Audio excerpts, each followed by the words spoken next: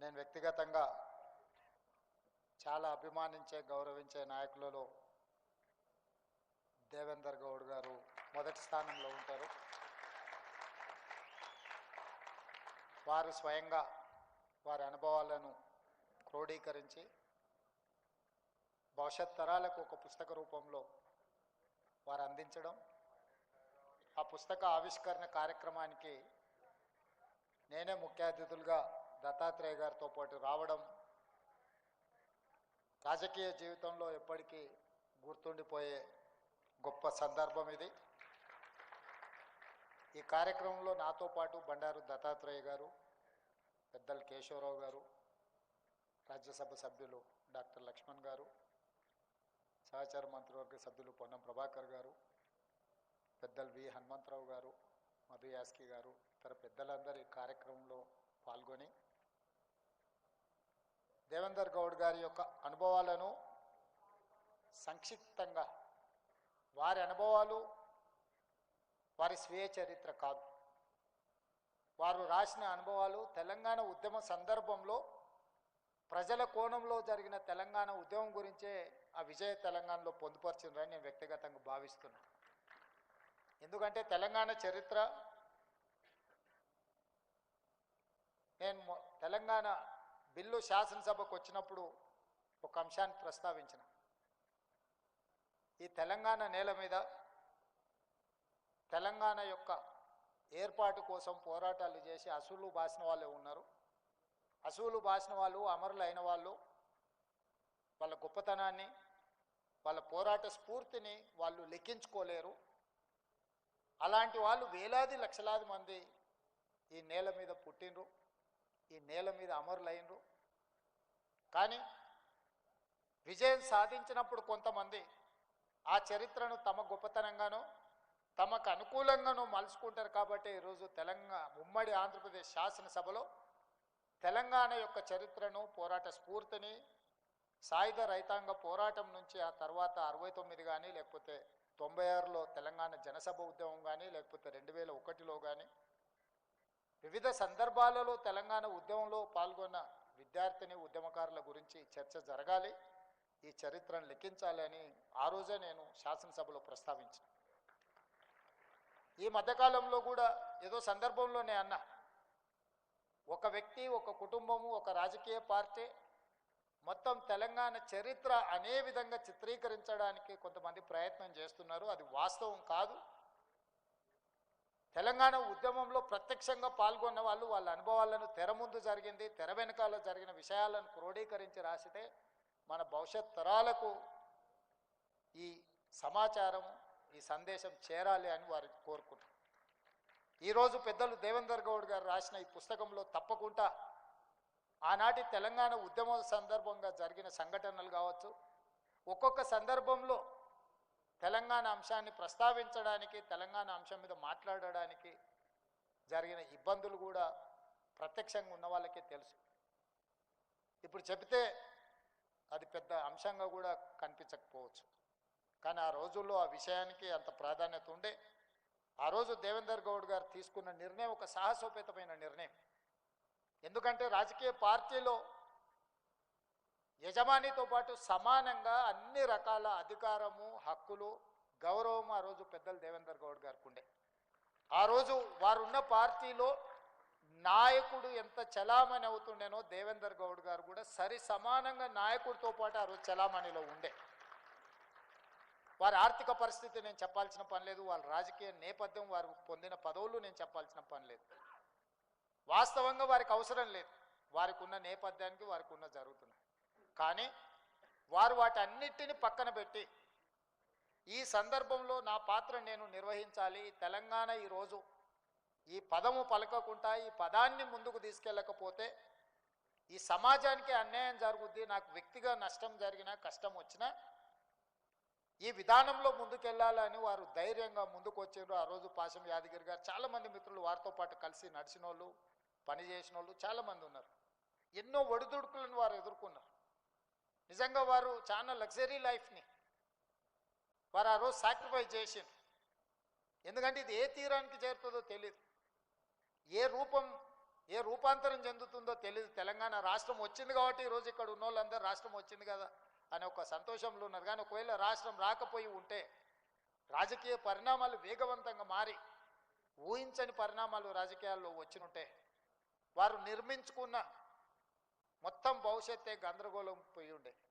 అయినా పర్వాలేదు అని చెప్పి ఆ రోజు పెద్దలు దేవేందర్ గౌడ్ గారు తెలంగాణ ఉద్యమంలో ముందున్నారు. ఇదే విధంగా గోదావరి జలాల ద్వారానే తెలంగాణ రాష్ట్రం సస్యశ్యామలం అవుతుంది. వేలాది టీఎంసీలు సముద్రంలో కలుస్తుంటే పాలకుల నిర్లక్ష్యం తెలంగాణకు తీరని అన్యాయం చేస్తుంది.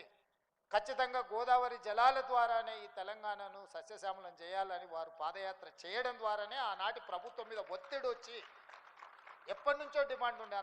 అంతకంటే ముందు పెద్దలు విద్యాసాగరరావు గారు కూడా గోదావరి జలాలు ఇచ్చంపల్లి ప్రాజెక్టులను చేపట్టాలని వారు ఒక ప్రయత్నం చేశారు. వారి ప్రయత్నం ప్రజలకు అంశాన్ని చేరింది, కానీ ఆ ప్రయత్నం ఆ సమస్యను పరిష్కరించలే. కానీ పెద్దలు దేవేందర్ గౌడ్ గారు ఎప్పుడైతే గోదావరి జలాలను తెలంగాణలో పారించాలి అని చేసిండ్రో ఆ ఒత్తిడి ఫలించింది. ఆ రోజు ప్రాణహిత చేవెళ్ళ ప్రాజెక్టును ఆనాటి ప్రభుత్వం చేపట్టి దాదాపుగా ఎక్కడో తుమ్మిడిహెట్టి దగ్గర ఉన్న ప్రాజెక్టును చేవెళ్ళ వరకు, వికారాబాద్ వరకు, తాండూరు వరకు నీళ్లు తరలించాలనే ప్రాజెక్టుకు ఆ రోజు పునాది రాయబడ్డది. ఆ పోరాటంలో దేవేందర్ గౌడ్ గారు ఆ పాదయాత్ర ప్రభుత్వాల మీద ఒత్తిడి వచ్చింది. ప్రభుత్వాలు నిర్ణయం తీసుకునే ప్రభుత్వాలు ఆ ప్రాజెక్టును చేపట్టాల్సిన పరిస్థితి వారి పాదయాత్రతో వచ్చింది. ఆ తర్వాత వాళ్ళు తీసుకున్న నిర్ణయాలలో ప్రధానంగా తెలంగాణ అంటే టీజీ అనే పిల్లలు బండ్ల మీదనే కాదు వాళ్ళ గుండెల మీద కూడా ఆ రోజు రాసుకున్నారు. తెలంగాణను టీజీ రూపంలో రాయాలి అని ఆ రోజు దేవేందర్ గౌడ్ గారు తీసుకున్న రాజకీయ నిర్ణయమే టీజీ. కానీ తెలంగాణ రాష్ట్రం వచ్చిన తర్వాత ప్రజల గుండెల్లో శాశ్వతంగా ఉన్న టీజీ కాస్త టీఎస్గా మారింది. కానీ నాకు అవకాశం వచ్చినప్పుడు ప్రజల గుండెల్లో శాశ్వతంగా ఉన్న టీజీనే తెలంగాణలో ఉండాలి అని చెప్పి టీఎస్ను మళ్ళీ టీజీగా మార్చి, రాష్ట్ర ప్రభుత్వం మారిస్తే మారదు, కేంద్ర ప్రభుత్వం కూడా దాన్ని ఆమోదించాలి, దాన్ని గెజిట్ నోటిఫై చేయాలి. కేంద్ర ప్రభుత్వం దగ్గరకు కూడా వెళ్ళి ప్రధానమంత్రి గారిని, కేంద్ర హోంశాఖ మంత్రి గారిని కలిసి ఎంహెచ్ఏ నుంచి నోటిఫై చేయించి ఈరోజు ప్రజల గుండెల్లో శాశ్వతంగా ఉన్న టీజీ ఈరోజు టీజీగా ప్రజలు కోరుకున్న విధంగా వచ్చింది అని అంటే అది వారు ఆ రోజు ఆలోచన చేసిండ్రు, ఈరోజు మేము అమలు చేసినాం. నేను టీజీ చేసినప్పుడు మొట్టమొదట టీజీ చేయాలని ఆలోచన చేసినప్పుడు పెద్దలు దేవేందర్ గౌడ్ గారే నాకు గుర్తొచ్చారు. ఆ రోజు వారు టీజీని గోడల మీదనే కాదు గుండెల మీద రాపిచ్చిండ్రు. ఈరోజు తెలంగాణ ప్రజలు కోరుకున్నట్టుగా టీజీ అని.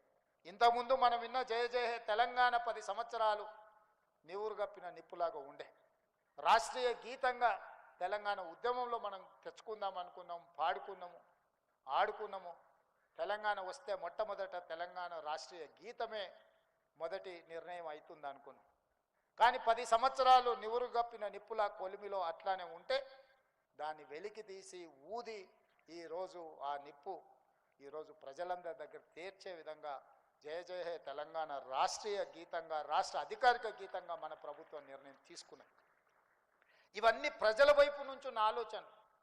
ఇందులో నా ఆలోచన ఏం లేదు, నా కోరిక ఏం లేదు. జయ జయ హే తెలంగాణకు నేను ఆథర్ని కాదు, లేకపోతే దాని స్పాన్సర్ని కూడా కాదు.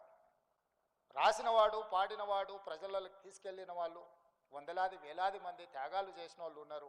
అది శాశ్వతంగా చరిత్ర పుటలలో ఉండాలన్న ఒక ఆలోచనతోటే మేము ఆ జయ జయ హే తెలంగాణను అధికారిక గీతంగా చేసినాం. వీళ్ళనేగా తెలంగాణ ఉద్యమంలో చరిత్రకారులు, తెలంగాణ ఉద్యమంలో సర్వం కోల్పోయిన కుటుంబాలు ఉన్నాయి.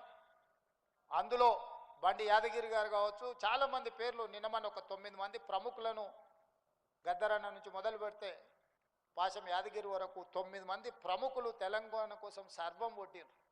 ఈరోజు వారి వయసు పూర్తిగా, ఆరోగ్యము క్షీణించిన పరిస్థితి, ఆర్థికంగా వాళ్ళ గురించి నేను చెప్పాల్సిన అవసరం లేదు.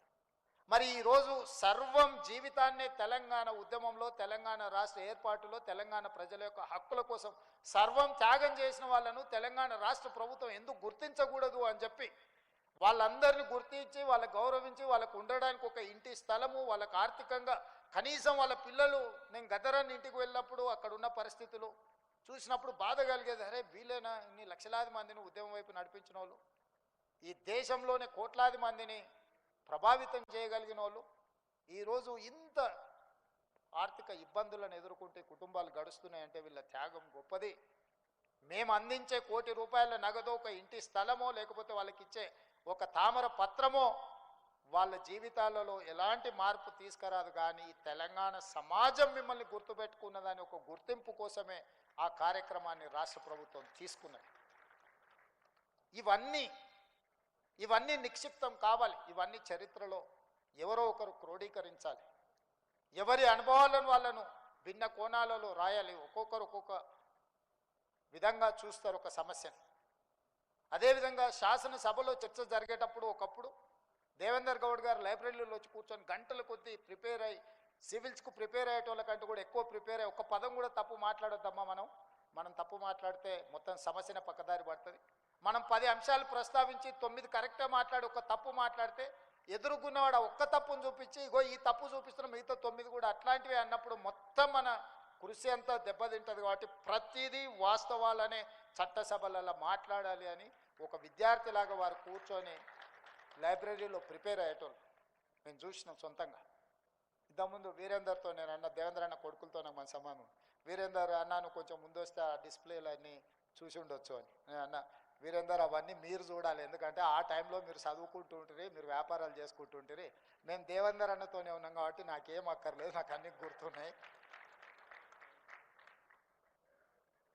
వారితో పాటు చట్టసభలో కానీ వారు జిల్లా పరిషత్ చైర్పర్సన్గా, ఎమ్మెల్యేగా, మంత్రిగా, రాజ్యసభ సభ్యుడిగా, తెలంగాణ ఉద్యమకారుడిగా వారితో ఒకసారి వరంగల్ నుంచి మీటింగ్ చేసుకొని వెనక్కి ప్రయాణమై వస్తుంటే ఎన్టీ రామారావు గారితో వారికి ఉన్న అనుబంధం కానీ అనుభవాలను కానీ వారు చెప్తుంటే ఎప్పుడు హైదరాబాద్ వచ్చిందో తెలియనంత కొన్ని రాజకీయ కీలకమైన మార్పులు జరిగిన సందర్భంలో జరిగిన సంఘటనలు అవి ఎవ్వరికీ తెలియదు. దేవేందర్ అన్న లాంటి వాళ్ళకు ఒకరిద్దరికే తెలుసు. అట్లాంటి విషయాలు చెప్తుంటే రాజకీయాలలో ఈ అనుభవాలు ఏదైనా కొనుక్కోవచ్చు, అనుభవాన్ని కొనుక్కోలేము. అనుభవం అన్నిటికంటే రిచెస్ట్ థింగ్. వారు ఆ రోజు జరిగిన పరిణామాలు ఒక్కొక్క సంఘటన ఎట్లా జరిగింది, ఒక సంఘటనకు ఇంకొక సంఘటన ఏ విధంగా తోడైంది, ఏ విధంగా రాజకీయ పరిణామాలు వేగంగా మార్పులు చేర్పులు జరిగినాయి. ఎన్టీ రామారావు గారికి ముందుకు వెళ్ళాలంటే ఆ గంభీరమైన పర్సనాలిటీ ముందు నాకు భయం. రేవంత్ ఆయన ఎదురుగా పోయి నిలబడాలంటే కూడా ఆ రోజు ధైర్యం లేకుండే. కానీ ఆ రోజు సంఘటనలు వేగంగా జరిగినాయి అని కొన్ని వారి అనుభవాలు చెప్పినప్పుడు ఇట్లాంటి అనుభవాలు భవిష్యత్ తరాలకు తెలియాల్సిన అవసరం ఉన్నది. ఈరోజు వారు పుస్తకం రాయడం, ఈ పుస్తకం కార్యక్రమంలో మేమందరం రావడం, ఈరోజు తెలంగాణ సమాజంలో ఒకనాడు పివి నరసింహారావు గారు, మరి చెన్నారెడ్డి గారు లాంటి రాజకీయ ఉద్దండులు ఉన్నారు. ఆ తర్వాతి తరంలో పెద్దలు జైపాల్ రెడ్డి గారు, దేవేందర్ గౌడ్ గారు లాంటి వాళ్ళు ఉన్నారు. వాళ్ళు క్రియాశీలక రాజకీయాలలో లేకపోవడం తెలంగాణకే తీరని నష్టం. జైపాల్ రెడ్డి గారు మన మధ్య లేకపోవడం, దేవేందర్ గౌడ్ గారు క్రియాశీలక రాజకీయాలు లేకపోవడం వల్ల తెలంగాణలో ఒక గౌరవప్రదమైన రాజకీయ వాతావరణం లేకుండా పోయింది. వారు ఏదైనా మేము ఇప్పుడున్న కాంపిటీషన్లో మేము ఏదైనా మాట్లాడితే ఏందమ్మా అంత మాట నువ్వు అని అడిగేటోడు దేవేందర్ గౌడ్ గారు. అంటే అన్న మీరంతా వన్డే మ్యాచ్లు ఆడారు, మేము 2020 ఆడుతున్నాము. ఇప్పుడున్న దాంట్లో hit out or get out తప్ప ఇవన్నీ లెక్కలు వేసేటట్టు ఏడుంది దేవేందర్ అన్న. పాతకాలంలో టెస్ట్ మ్యాచ్లాగా ఆడిర్రు జైపాల్ రెడ్డి గారు, పివి నరసింహారావు గారు, మరి చెన్నారెడ్డి గారు. ఆ తర్వాతి తరం మీరు వన్డేలు ఆడిర్రు అన్న, ఇప్పుడు మేము 2020 ఆడుతున్నాము. కాబట్టి ఈ విషయాలు ఇప్పుడు ఇంకా అంటే అంతేనా అమ్మా, ఇట్లయితే ఎట్లమ్మా మీరందరూ ఆ చట్టసభలు అంటే ఎవరైనా అబద్ధం చెప్తే కూడా ఆయనకు ఆశ్చర్యం. చట్టసభలలో అరే అమ్మ హౌస్లోకి ఇంత అబద్ధం మాట్లాడతాడు ఏందే, బయట ఏమైనా మాట్లాడిండంటే అర్థం ఉంది కాదని. అంటే ఆ సభకు అంతా గౌరవించేవాళ్ళు. వారి ఉపన్యాసం పాతది మీరు ఎప్పుడైనా వినండి, సెటైర్ ఉంటుంది, సర్కాజం ఉంటుంది, హ్యూమర్ ఉంటుంది, కంటెంట్ ఉంటుంది. కానీ ఈరోజు చట్టసభలలో మాట్లాడేటోళ్ళని చూడండి, ఎన్ని తిట్లు తీటినో, ఎంత సెటాగా తీటినో, ఎంత ఎదురుగున్నోళ్ళని అవమానించే విధంగా కించపరిచే విధంగా మాట్లాడినో అనే పోటీ జరుగుతుంది. ఇది తెలంగాణ సమాజానికి మంచిది కాదు. మీరు అనుకోవచ్చు అన్న బాగానే చెప్తున్నాను కానీ మరి నీ సంగతి ఏందని. నేను మీ అందరికి చేసే విజ్ఞప్తి ఏంటంటే ఆటనే అట్లున్నది, అట్లా ఆడకపోతే నేను అవుట్ అవ్వాల్సి వస్తుంది. అట్లాంటి ఆట మేము ఇష్టం ఉండి ఆడడం లేదు.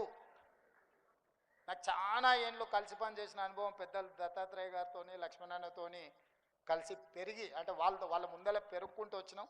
దేవేందర్ గౌడ్ గారితో కలిసి పనిచేసినాం.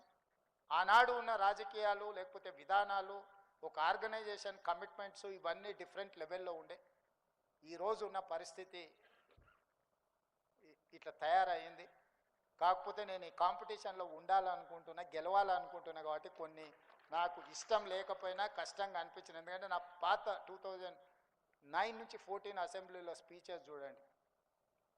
మొట్టమొదటి బడ్జెట్ రాజశేఖర రెడ్డి గారు ప్రవేశపెట్టినప్పుడు చంద్రబాబు నాయుడు గారి తర్వాత నేనే ఇనిషియేట్ చేసిన బడ్జెట్ డిస్కషన్ని. 92 మంది ఎమ్మెల్యేలు 5-6 సార్లు ఎమ్మెల్యేలు గెలిచిన వాళ్ళు ఉంటే కూడా ఫస్ట్ టైం ఎమ్మెల్యేగా నేను బడ్జెట్ డిస్కషన్ని ఇనిషియేట్ చేసి చాలా అంశాల మీద రాజశేఖర రెడ్డి గారు లేచి చెప్పుకోలేని పరిస్థితి, చాలాసార్లు లేచి రిప్లై చేయాల్సిన పరిస్థితి కల్పించిన. అంటే అంశాలను అన్నింటిని కూడా చేసి ప్రాంతానికి కానీ లేకపోతే ప్రజలకు కానీ జరిగిన నష్టాల మీద విశ్లేషణ చేసుకుంటూ మాట్లాడిన మొదటిసారి ఎమ్మెల్సీ అయినప్పుడు చుక్కా రామయ్య గారితో, ప్రొఫెసర్ నాగేశ్వర్ గారితో అట్లాంటి వాళ్ళతో కలిసి పనిచేసి చదివి అవగాహనతో మాట్లాడాలనుకున్న వాళ్ళతో కలిసి పనిచేసింది. పోను పోను పోను పోను అది ఎట్లా తయారైంది అని అంటే ఇప్పుడున్నట్టుగా తయారైంది. ఇప్పుడు ఎట్లుందనేది నాకంటే మీకు అందరికీ ఎక్కువ తెలుసు. చిన్నపిల్లలు టీవీ ఎందుకు చూస్తారా, మార్చే ఛానల్ మార్చుండ్రు రాజకీయ నాయకులు వస్తానే పరిస్థితి తెలంగాణ రాజకీయాలలో దాపురించింది. ఇది ఎక్కడో ఒక దగ్గర మార్పుకు మనం పునాది వెయ్యాలి. ఎక్కడో ఒక దగ్గర అలాంటి వాళ్ళను ఎక్కడో ఒక దగ్గర నిలువరించడానికి ప్రయత్నం చేయాలి. ఏది ఏమైనా తెలంగాణలో విలువలతో కూడుకున్న ప్రజా సమస్యల మీద పోరాటం చేసే నాయకత్వాలు ముందుకు రావాలి. ఎంత పెట్టుబడి పెట్టినాం, ఎంత లాభం వచ్చిందనే లెక్కలు తగ్గాలని కోరుకుంటూ దేవేందర్ గౌడ్ గారు రాసిన పుస్తకాన్ని ఆవిష్కరించే అవకాశం కలిగినందుకు నాకు చాలా ఆనందంగా ఉంది. ఇది ఒక గౌరవము.